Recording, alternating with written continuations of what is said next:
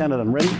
And 1, and 2, and 3, and 4, and 5, and 6, and 7, and 8, and 9, and 10. One thing you'll notice, strike. Number 4 is going to be this. Once you get through, spring it over your head, boom, over your head, boom, like that. Kind of ready? My count. Here we go. 1, and 2, and 3, and 4, 5, 6, 7, 8, 9, and 10. Good. Take it out. Snakes as I'm coming in. Here, boom, I'm coming in, and here's the snake. As I come across here, I'm not too far in, I'm about here because she's backing up. As she's backing up, I'll end up about here. Now, if she doesn't back up, most of the time you'll surprise people enough to get it in. As it comes in, like this, boom, in, I catch in, flip it over. I won't get it. It'll just end up on the floor somewhere typically. So those are the 2 snakes. This next one I showed you last. So as we come in, I'm coming in, bam, here, I miss this, hit, bam, I can't get it, I don't get the disarm right away, I rip out like that. Then from here, I'm already loaded. This, I'm not gonna hit with this, but I'm chambered for this, like that. All right, so that's the hammer down and then the little tear at the end. So the 4th one, this is the last one of this series. Worst case scenario, I come in, she jams my elbow, so I can't even do that. So I'm stuck up here. So instead, I can't go down here anymore. So what I do instead is I go the other direction, around, boom, like that. Dang, okay. So, because this will happen, generally, the way I was taught and we end up in fighting, is if a guy's trying to do this and you're in close, you got to catch right around the middle. So like you're punching him in the head.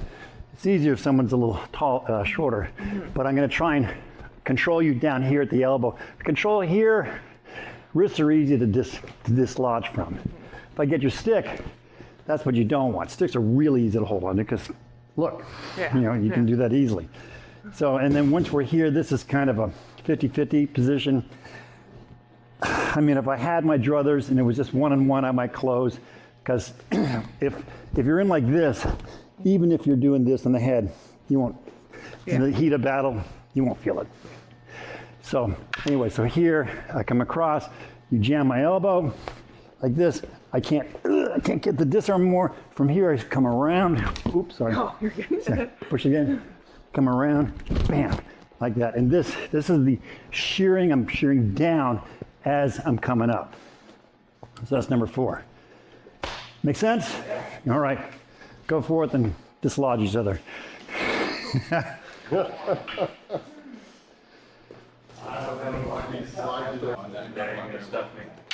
you're gonna have a hold of the stick. Grab the stick? Yeah. And then I'm gonna... Because he backed up. Couldn't I... What's that? Here? Well, yeah, if you're there, Yeah. Because how did you hit here? What's the scenario? As you came in, he backed up, right? He got one. He might have blocked it, maybe not, whatever. He maybe catches the other one now. Yeah, you're trying to do this. He's savvy enough, so he's pushing the elbow up as high as he can to keep me from going there. Gotcha. Because he knows I have this. Okay. He knows I'm trying to disarm. It just felt like I could still get down there with it. So here, boom, do your thing. Boom, like that. Boom, boom. Boom, boom. There you go. Try again. Boom, boom. There you go. Nice. I like that. So you feel like, I usually try and hamstring my forearm, but take where you get what you can get. You hit with the bicep, it's a bit more padding for me. Yeah. But take where, whatever leverage you can get. It's going to be different because our size difference. It's going to be, so someone proportionally, like say this tall, you'd probably catch it with your forearm. So be aware that it's going to vary where you hit it. But good job. Good job. Yeah, show these boys how to do it. pull it out, hit again. Sell it, hit again.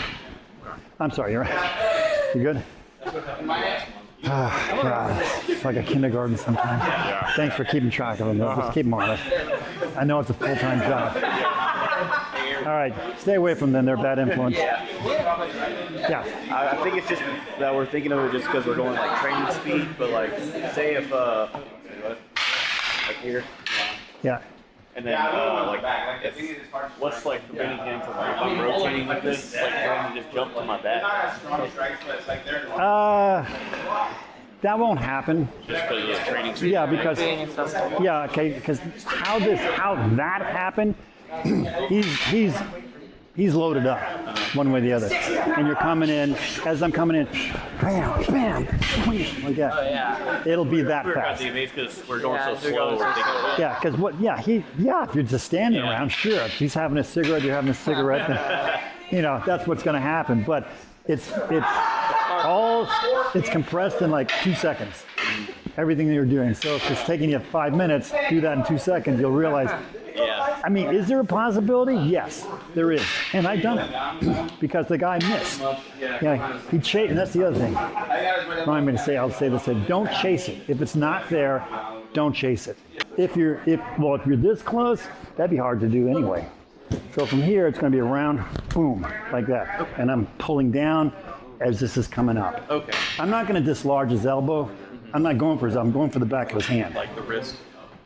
Preferably the back of the hand. Because what happens is, I'll tell you from personal experience, you hit the back of the hand, even in knife fighting when there's no padding, the hand does this. Yeah. Okay. Everyone thinks that the flexor's inside flow, and there are some, of course, but if you hit the back of the hand, it opens. Excuse me. Yeah, and that's like a light little, that's from forearm on that padding. So I'm just trying to get that, and I'm pulling down. I'm going to turn it around a little bit. He won't let go of this, but he will when I do that. And it's going to be this part of my hand. I'm not going to thrust it because I'll miss. I'm going to pull it right into that part of the wrist, and the hand will pop open like a clam. All right, let me get one more point over across here. Stephen, let me borrow you for a second.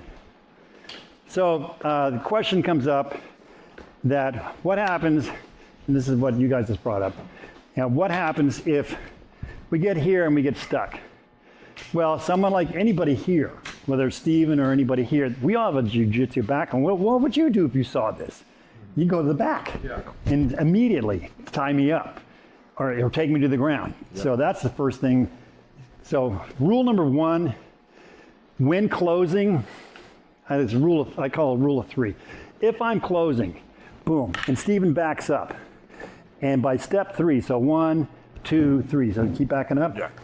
If I'm not anywhere closer to him by step 3, get out. You've missed it. Because you either gave it away, he smelled it, whatever. So rule number one, if you're closing and by step number 3 you're not there, just break out. Because if you stick with it, something bad is going to happen. Rule number 2, don't chase a technique if it ain't there right away. So if I'm here, boom, this is okay, and I miss, whoop, not like here, this is not okay, because he's going to do exactly that. So if I have it here like this, bam, sell it, boom, like that. Now if he holds on to it like this, and I didn't do it, I fucked up, basically. So what I need to do, unless I don't feel him going to my back, then I'll pull out like that, and I'll be chambered. But don't chase a technique if it's not there within like the first attempt or 2. Now attempt number 1, as I come across, so you hit my head here, boom here, boom like this, I come across. This is okay, he might be backing up a little bit still. As soon as he stops backing up, and you don't have it yet, either get it, step either next, or get out. But boom, boom, rip, something like that. But you better do it quickly because someone who has a good grappling background is going to jump on you. I would. And especially if you're in a melee, 1-on-1, you can kind of get away with it. 5-on-4, 10-on-8, those kind of chaotic situations, whatever you do, get away. Don't let yourself get dropped in the ground because something bad always happens. Either you get stepped on your head by your own people, their people, someone's dog, whatever. So anyway, let's do a few more and then we'll close out.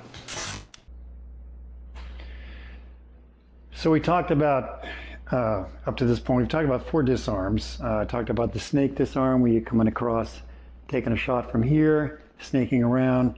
That's the inside snake. The outside snake is where you catch it this way. This one's rare, but good to know. The hammer drop, which is a failed snake disarm, closing in. You end up a little further back than you thought, but you have enough room between your opponent to hammer down. You're controlling the stick. You're coming down, bang, like that, ripping out if it doesn't come out. And then the last one we're going to talk about, that we talked about, what you just saw, is the upthrust, or Upthrust Disarm. And this is, again, on a failed something, which in this case is a failed hammer drill, or in case just a failed close in general, because as you saw, someone's pushing your elbow up back like this, you're not going to be able to hammer down at all. But what you are able to do is to go around that stiff arm, so to speak, and then come straight up. So it's almost like you're thrusting up. You're not going to try and hit him with a point here. You control the stick, boom, up like that, and you're pulling down as you're shearing up. And again, it's a tearing, shearing motion. Very powerful when you catch it. When I've caught it in the past, there's just no holding on to it.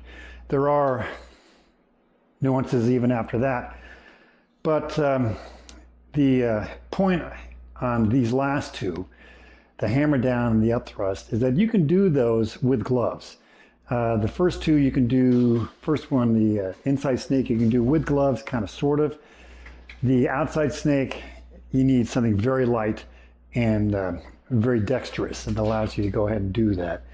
So my point being is that if you do fight in like a Dog Brothers type of fight, you're going to have gloves on typically, and if you're going for disarms, you're going to go for either the hammer down, upthrust if you can get it, and the snake, again, it'll happen not as commonly, but of the 4, inside snake's going to happen the most. Hammer down happens that, upthrust pretty close, it's pretty close second and third, and then after that the outside snake, which comes in. That's kind of an exotic disarm. In my opinion, it doesn't happen a lot. You do need complete dexterity and just the right setup for it. But again, my point with disarms is that a lot are shown. I've seen so many that look fancy and you catch in and you're going to be doing all these things. You're not going to have time. You have 1 second, if that, to pull off any of these disarms, whether it's the one I show you or half the ones you see, out in the wild. But when you do pull them off, they're really good. Keep in mind, when you do get someone's stick, at that point, you have to decide right away if you're going to keep the stick or if you're going to hand it to a buddy or if you're going to throw it away so he doesn't. Personally, I'm very comfortable with one stick. I fight double stick plenty of times, but I know fights usually end up very close. And with double sticks, you need space. And if you don't have space, make sure you have a free hand. Get it to someone else if you got a buddy. Fights rarely are one-on-one when you're in, out in the wild, so to speak. If you're in a ring, like a jiu-jitsu, I do a lot of jiu-jitsu. I think it's a great sport, and I think it dovetails to a certain point with what we do here.